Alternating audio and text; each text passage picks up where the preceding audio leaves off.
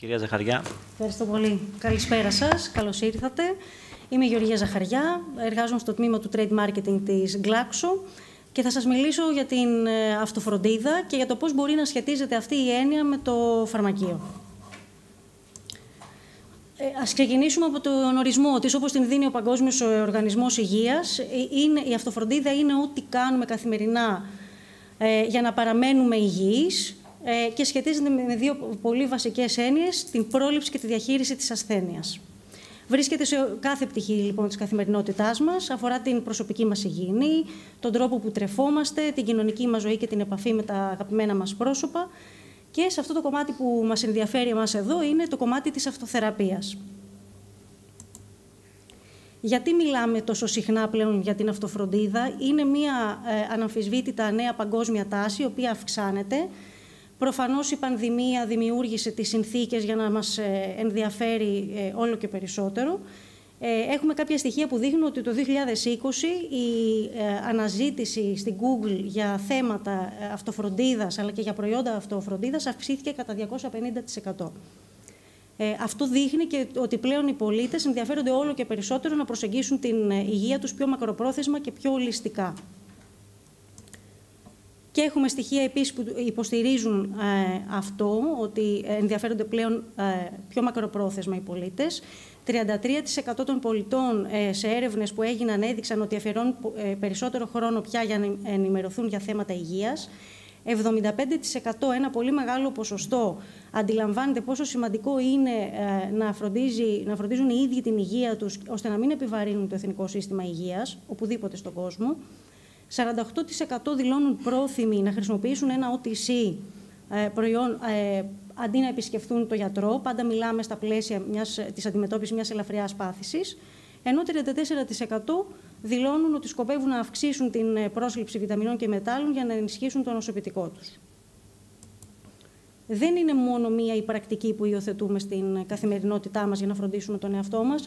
Υιοθετούμε πάρα πολλές πρακτικές, τις συνδυάζουμε μεταξύ μας. Αυτό όμως που αξίζει να δούμε εδώ είναι ότι στο 90% αυτό που μας ενδιαφέρει ως πρακτική και αυτό που υιοθετούμε είναι η φροντίδα της υγείας μας και ακολουθεί η προσωπική φροντίδα, η προσωπική υγιεινή και η διατροφή. Σε ό,τι αφορά την αυτοφροντίδα, έχουν μελετηθεί κάποιες ομάδες καταναλωτών, έχει μελετηθεί το προφίλ τους, δεν θα το αναλύσουμε εδώ. Όμως αυτό που αξίζει να δούμε είναι ότι υπάρχουν ομάδες οι οποίες εστιάζουν κυρίως στο κομμάτι της πρόληψης, είναι ένα σημαντικό ποσοστό, 46%. Είναι άνθρωποι λοιπόν οι οποίοι ενημερώνονται τακτικά για θέματα που αφορούν την υγεία τους, θέλουν να είναι και να παραμένουν υγιείς, θέτουν στόχους ως προς την ποιότητα ζωής τους και την ευεξία τους και δεσμεύονται να υλοποιήσουν αυτούς τους στόχους. Και υπάρχουν και κάποιες άλλες ομάδες οι οποίες στοχεύουν περισσότερο στη διαχείριση, στην αντιμετώπιση θα λέγαμε σε ό,τι αφορά την υγεία τους. Ενδιαφέρονται και εκείνοι για την αυτοφροντίδα, απλώς ίσως τους λείπει το κίνητρο εκείνο ώστε να είναι πιο επικεντρωμένοι και να θέτουν στόχους και να δεσμεύονται στην υλοποίησή τους. Σε κάθε περίπτωση, όλες αυτές οι ομάδες ενδιαφέρονται για την αυτοφροντίδα και ο κοινός τους παρονομαστής είναι ότι μπαίνουν στο φαρμακείο και ζητούν τη συμβουλή του φαρμακοποιού. Ο τρόπος που συμπεριφέρονται σε κάποιες σημαντικές κατηγορίες του φαρμακείου, όπως είναι οι βιταμίνες και τα OTC, ως προς την επένδυση που κάνουν μέσα, δείχνει κάποιες διαφοροποιήσεις. Αυτοί που εστιάζουν πιο πολύ στην πρόληψη είναι πιο πρόθυμοι να επενδύσουν περισσότερα χρήματα στα OTC και στις βιταμίνες, ενώ αυτοί που εστιάζουν περισσότερο στη διαχείριση επενδύουν, αλλά όχι σε τόσο μεγάλο βαθμό. Δηλαδή, ας πούμε, η αξία μιας αγοράς τους είναι χαμηλότερη από τις υπόλοιπες ομάδες και είναι κυρίως άνθρωποι οι οποίοι θα μπουν και με συνταγή σε πρώτη φάση στο φαρμακείο. Τι προσφέρει η ενθάρρυνση αυτοφροντίδας? Είναι ένα όφελος που αφορά όλη την κοινωνία. Σίγουρα αφορά την περίθαλψη και το γιατρό. Όταν ενθαρρύνουμε την αυτοφροντίδα και κάνουμε και το φαρμακείο τον πρώτο πυλώνα πρωτοβάθμιας φροντίδας, τα νοσοκομεία αποσυμφορούνται, έχουμε μειωμένες νοσηλίες, άρα ο γιατρός έχει και περισσότερο ποιοτικό χρόνο για να ασχοληθεί με πιο δύσκολα, πιο βαριά περιστατικά. Αυτό λοιπόν επιστρέφει και στον ίδιο τον ασθενή, ο οποίος απολαμβάνει πλέον καλύτερες υπηρεσίες υγείας, ενώ όπως είπαμε το φαρμακείο είναι και παραμένει ο πρώτος πυλώνας πρωτοβάθμιας φροντίδας και ισχυροποιεί ακόμα περισσότερο το ρόλο του. Να το δούμε λίγο πιο συγκεκριμένα. Ο φαρμακοποιός είναι σύμβουλος υγείας, είναι ξεκάθαρο. Ο πολίτης τον επιλέγει, ένας στους δύο πολίτες επιλέγουν το φαρμακείο για να ενημερωθούν για θέματα υγείας και η ενθάρρυνση της αυτοφροντίδας, άρα η παροχή πιο ολιστικών λύσεων, πιο συνδυαστικών λύσεων προς τον πελάτη ασθενή, βοηθάει σε πιο δυνατή σχέση, σε πιο ικανοποιημένο πελάτη και αυτό πρακτικά μας οδηγεί και στην αύξηση των αγορών μέσα στο φαρμακείο. Να θυμόμαστε πάντα ότι πάνω απ' όλα είναι σημαντική η αυτοφροντίδα για τον ίδιο τον ασθενή. Θα θυμίσω το 75% που είδαμε προηγουμένως, που θεωρούν πλέον πάρα πολύ σημαντικό να φροντίζουν οι ίδιοι την υγεία τους. Για τον ασθενή το όφελος είναι ότι έχει μεγαλύτερο έλεγχο στην υγεία του, κάνει λοιπόν καλύτερες επιλογές που αφορούν την υγεία του, είναι πιο υγιής, αλλά και σε ένα πρακτικό επίπεδο, και εδώ να το δούμε. Έρευνες που έχουν γίνει και στο εξωτερικό δείχνουν ότι αν επιλέξει για να αντιμετωπίσει μια ελαφριά πάθηση το φαρμακείο και τη συμβουλή του φαρμακοποιού χωρίς να πάει πρώτα στο γιατρό, έχει 6 φορές μικρότερο κόστος στην τσέπη του και κερδίζει και μια μισή ώρα σε χρόνο. Ο χρόνος αυτός θεωρώ ότι θα μπορούσε κάλλιστα να επενδυθεί πιο ποιοτικά σε μια συζήτηση μέσα στο φαρμακείο μαζί με το φαρμακοποιό. Πώς μπορούμε να ενισχύσουμε την αυτοφροντίδα και πώς σχετίζεται τελικά με το φαρμακείο. Ενισχύοντας 3 πυλώνες. Την προσβασιμότητα. Ο πελάτης θέλει να βλέπει μπροστά του όλες τις διαθέσιμες λύσεις. Ενισχύοντας την αυθόρμητη ζήτηση. Πολλές φορές ο ασθενής μπαίνει στο φαρμακείο, δεν θυμάται πάντα όλα αυτά τα οποία θέλει να αγοράσει. Άρα θα πρέπει να βρούμε τρόπους να του το υπενθυμίζουμε και να μην χάνεται καμία ευκαιρία. Και ο τρίτος πυλώνας είναι η εύκολη πλοήγηση. Να μην δημιουργείται σύγχυση σε κανέναν ασθενή πελάτη όταν μπαίνει στο φαρμακείο για αυτό που ψάχνει. Γιατί μιλάμε για αυτούς τους 3 πυλώνες? Γιατί γνωρίζουμε ότι οι πελάτες επιλέγουν κατάστημα με βάση την ευκολία, την εξυπηρέτηση, τις τιμές και την ποικιλία των προϊόντων. Επίσης, επισκέπτονται τα καταστήματα που έχουν συνηθίσει να επισκέπτονται και το κάνουν σαν μια μηχανική επαναλαμβανόμενη διαδικασία. Και τέλος, σχεδόν 70% των επισκέψεων σε ένα κατάστημα είναι σύντομες και διαρκούν λιγότερο από 10 λεπτά. Άρα, εδώ γίνεται ακόμα πιο σημαντικό να έχουμε εύκολη πλοήγηση και προσβασιμότητα.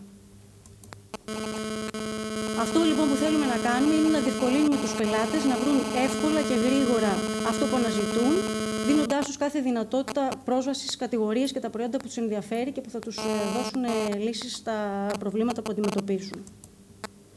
Εμείς εδώ προτείνουμε 2 πολύ απλούς τρόπους για να γίνει αυτό και να ενθαρρυνθεί η αυτοφροντίδα μέσα στο φαρμακείο. Δεν λέμε ότι θα πιάνουμε τους πελάτες, τους ασθενείς και θα τους μιλάμε για την αυτοφροντίδα και την έννοια της. Αυτό όμως που μπορούμε να κάνουμε είναι να δημιουργήσουμε σημεία αυτοφροντίδας μέσα στο φαρμακείο. Και οι τρόποι που προτείνουμε εμείς είναι αρχικά να υπάρχει ένα δευτερεύον σημείο πώλησης. Αυτό βοηθάει ιδιαίτερα την αυθόρμητη ζήτηση. Μπαίνει, ζητάει ένα αποσυμφορητικό για τη μύτη και ταυτόχρονα θυμάται ότι του έχει τελειώσει το παυσίπονο για τον πονοκέφαλο, γιατί το βλέπει μπροστά του πάνω σε ένα στάντ. Και ένας δεύτερος τρόπος που προτείνουμε εμείς είναι η κατηγοριοποίηση στο ράφι με ευδιάκριτη σήμανση, και αυτό σχετίζεται και σίγουρα και με την προσβασιμότητα και την αυθόρμητη ζήτηση, αλλά και πάρα πολύ με την εύκολη πλοήγηση. Δεν δημιουργούμε αυτή τη σύγχυση, βρίσκει εύκολα και γρήγορα αυτό που θέλει αυτό που χρειάζεται. Αυτά τα σημεία αυτοφροντίδας μπορούν να καλύψουν πολλαπλές ανάγκες των ασθενών. Οι έρευνες δείχνουν ότι 71% των ασθενών βρίσκονται σε άμεση ανάγκη όταν αγοράζουν σκευάσματα για τη γρίπη και το κρυολόγημα. Άρα χρειάζονται και άμεση ανακούφιση. Δεν μπορούν να δαπανίσουν περισσότερο χρόνο ψάχνοντας λύσεις. 80% αγοράζουν παυσίπονα ενώ αισθάνονται πόνο. Το ίδιο ισχύει και εδώ. Θέλουν άμεση ανακούφιση, άμεση λύση. 50% επιλέγουν το σύνηθες αναλγητικό παυσίπονο που αγοράζουν πάντα. Είναι μια επαναλαμβανόμενη διαδικασία, είναι μια κατηγορία η οποία μπορεί να λειτουργεί ως υπενθύμηση σε ένα δευτερεύον σημείο πώλησης, ώστε να ενισχύουμε μάλλον την αυθόρμητη ζήτηση.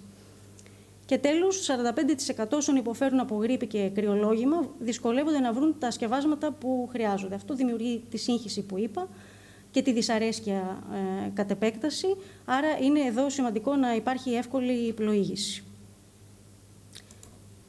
Και κλείνοντας, έχουμε μια πολύ δυνατή κατηγορία μέσα στο φαρμακείο. 1 στους 2 καταναλωτές στην Ελλάδα αγοράζουν από συχνά έως πολύ συχνά OTC προϊόντα. Έχουμε μια τάση η οποία είναι αυξάνεται όλο και περισσότερο και αυτή η τάση είναι η αυτοφροντίδα. Και θεωρούμε ότι όλοι μαζί μπορούμε να συμβάλλουμε στη βελτίωση της υγείας και της ποιότητας ζωής των ασθενών. Αυτά. Σας ευχαριστώ πολύ. Ευχαριστούμε πάρα πολύ. Υπάρχει κάποια ερώτηση από κάτω?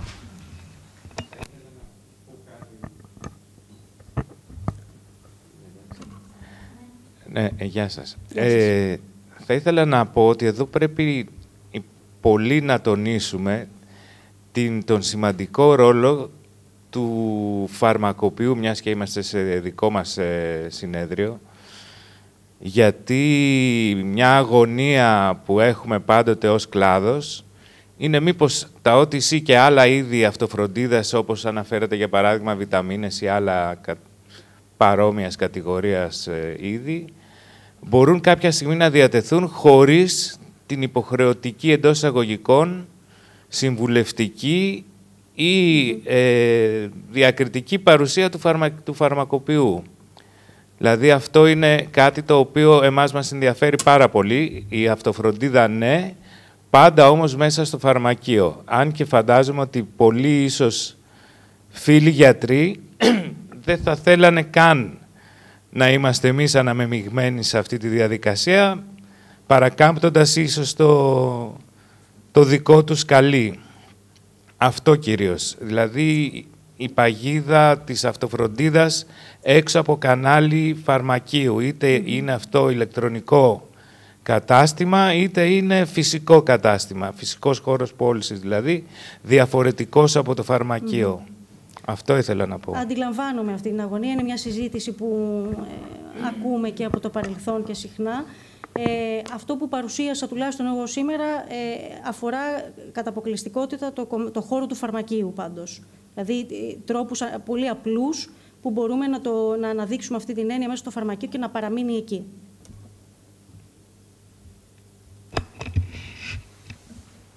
Κάποια άλλη ερώτηση υπάρχει?